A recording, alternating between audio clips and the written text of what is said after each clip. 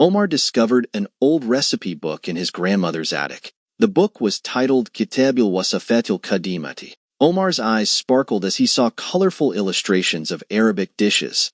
He opened the book and found recipes like al-maklubati, fattoush. Omar decided to cook fattoush for his family. As he gathered ingredients, he saw each one labeled in Arabic. Tomaitim was the first ingredient he found. Omar carefully cut the tomatoes and added them to the bowl. Next, he found khiyarin and chopped it up. He added the cucumbers to the mix, excited to see the recipe come together. The book also mentioned felfala, so Omar sliced it next. He tossed all the ingredients into a large salad bowl.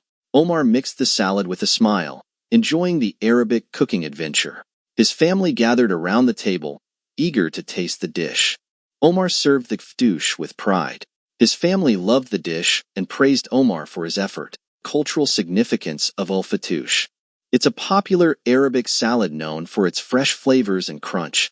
Omar's family enjoyed learning the Arabic words for each ingredient. Omar shared the recipe book with his friends, showing them how to cook. His friends were excited to learn more Arabic words and recipes. The book had many more Arabic dishes to explore. Omar encouraged everyone to try making their own Arabic recipes.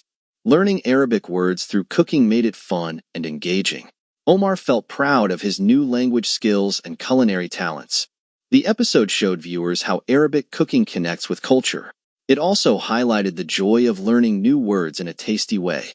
These are our key Arabic words like tamartim and khiyaron. We invite you to practice these words and explore Arabic cuisine. Don't forget to subscribe for more fun and educational content.